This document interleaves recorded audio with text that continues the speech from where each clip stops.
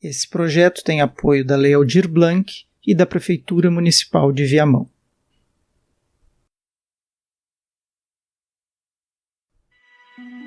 O final do ano é uma época de muitas festas para a maioria das pessoas.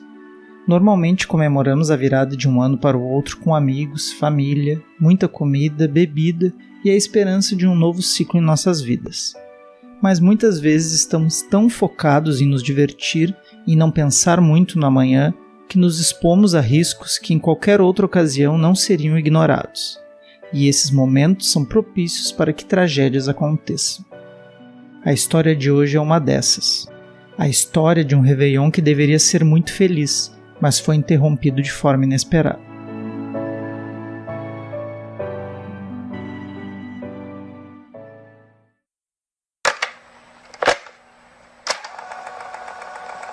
Olá, meu nome é Guilherme Galvão e esse é mais um episódio do Funil de Histórias.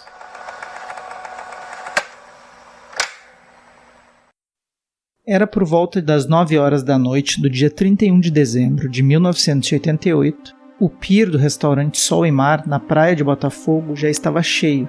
As pessoas estavam ansiosas e sorridentes, esperando o momento de ver os fogos na praia de Copacabana, de dentro de um barco, olhando do mar em direção à praia. Às 9h15, começaram a embarcar no Batomushi 4, acreditando que aquela seria uma noite de festa. A embarcação chamada Batomushi 4 era um barco de turismo que fazia passeios e festas na Baía de Guanabara nos anos 80, mas que nos anos 70 foi um barco de pesca chamado Kamaloka, que após sofrer algumas modificações foi transformado em barco de passeio. Falaremos dessas modificações mais tarde, pois elas são importantes para essa história. Mas agora vamos voltar para a noite do dia 31 de dezembro de 1988. Enquanto muitas pessoas embarcavam felizes em um belo barco, preparado para uma grande festa na praia de Botafogo, do outro lado da Bahia, em Niterói, a traineira chamada Evelyn Maurício, um barco de pesca, partia com os pescadores Jorge de Souza, João Batista de Souza Abreu, Marcos Vinícius Lourenço da Silva, Francisco Carlos Alves de Moraes, Jorge Luiz Soares de Souza e as suas respectivas famílias, com destino a Copacabana. Uma tradição desses pescadores era assistir os fogos em Copacabana de dentro de sua pequena embarcação, sem muita gente ou muita pompa. Quase uma antítese ao que estava programado para o Batomushi 4. As águas pareciam agitadas naquela noite, segundo a visão dos pescadores, mas eles estavam acostumados e, além disso, sabiam da capacidade de sua pequena traineira. Por volta das 10h15 da noite, uma hora após o embarque e agora já navegando em águas agitadas, o Batomushi 4 foi interceptado por uma lancha da Marinha. Os responsáveis pela interceptação fizeram a embarcação voltar ao pier para uma contagem de pessoas e verificação dos documentos. Um dos oficiais da Marinha começou uma contagem à distância, ou como costumamos falar, no olhômetro. Na primeira contagem, contabilizou 145 pessoas. Na segunda, 149, o que seria mais do que o dobro da lotação de 62 pessoas que suportava a embarcação. Até hoje, ninguém sabe ao certo quantas pessoas o Batomushi 4 transportava naquela noite. Não havia lista de passageiros ou checagem de nomes, mas com certeza mais de 150 pessoas estavam a bordo. Surpreendentemente, após uma conversa que durou por volta de 10 a 20 minutos, entre os oficiais da Marinha e o capitão da embarcação, o Batomushi 4 foi liberado para seguir viagem em direção à praia de Copacabana. A traineira Evelyn Maurício seguia tranquila, apesar da agitação do mar, em direção a Copacabana. Mas quando estava quase chegando, na região entre o Morro do Leme e a ilha de Cotonduba, por volta das 11h50 da noite, avistou uma espécie de mancha branca no mar. Ao se aproximar para ver o que era, os pescadores se depararam com uma visão terrível. Uma embarcação estava praticamente toda afundada e uma multidão estava tentando não se afogar, nadando em meio a águas agitadas. Nesse momento não houve tempo para muita reflexão. Os pescadores começaram a jogar boias e cordas para salvar aquelas pessoas. ao menos 30 pessoas foram resgatadas pela traineira, colocando a própria embarcação em risco pelo excesso de peso. Um iate chamado Casablanca chegou ao local logo em seguida e também ajudou no resgate.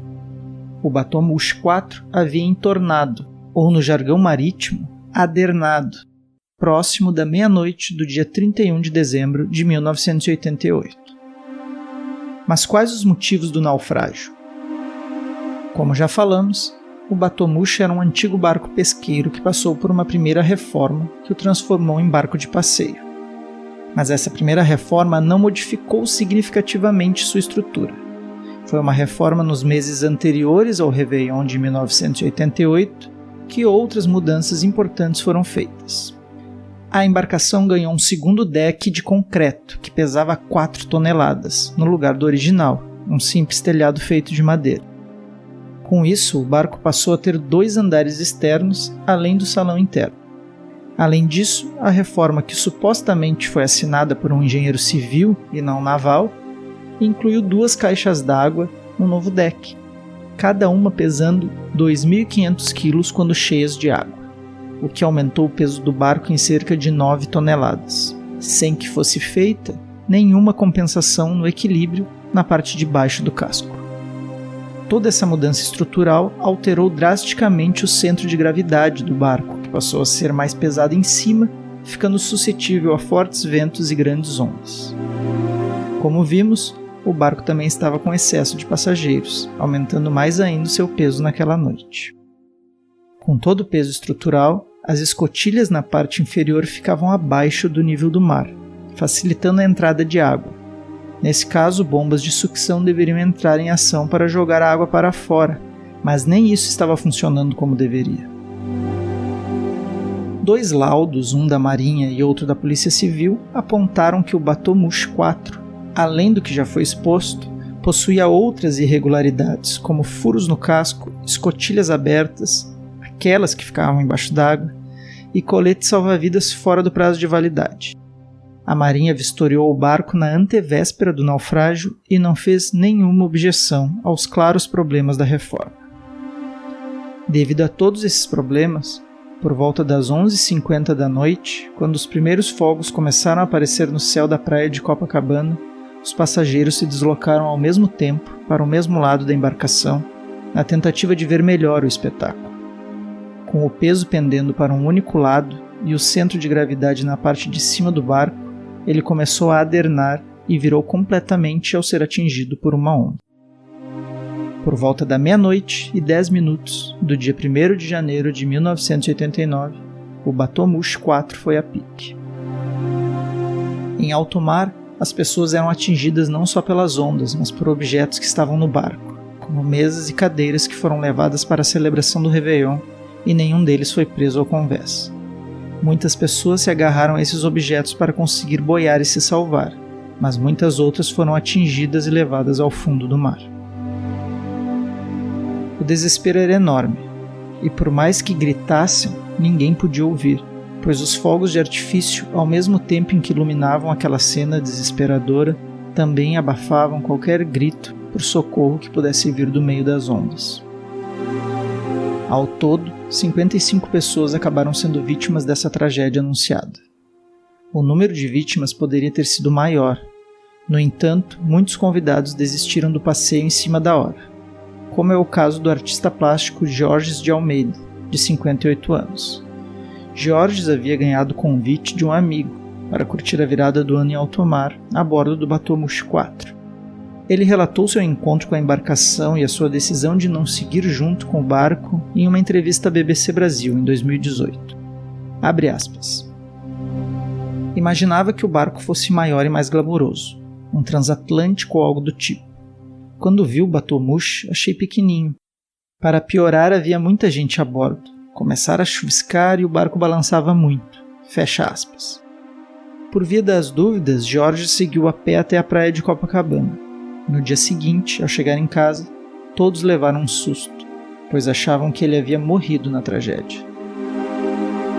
Os sócios majoritários da empresa Batomush Rio Turismo, Faustino Puertas Vidal e Avelino Rivera, espanhóis, e Álvaro Costa, um português, foram condenados por homicídio culposo, sem intenção de matar, sonegação fiscal e formação de quadrilha, em maio de 1993, a 4 anos de prisão em regime semiaberto. Só dormiam na prisão. Mas em fevereiro de 1994, eles fugiram para a Espanha. Os militares da Marinha que emitiram as licenças apresentadas pelos proprietários do barco, nas quais a agência de turismo indiciada se baseou para vender o passeio, apesar das provas, foram inocentados de corrupção. Restou então para as famílias das vítimas o pedido de indenização, que se arrasta desde 1994 na Justiça. Os envolvidos na tragédia tiveram os bens bloqueados. Até agora, só uma família conseguiu receber o dinheiro.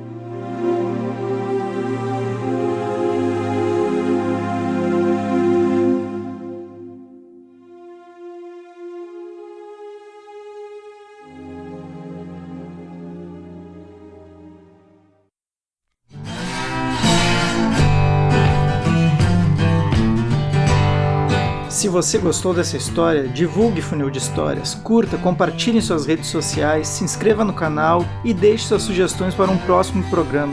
Quem sabe sua história não aparece aqui. Abraço e até a próxima. Tchau.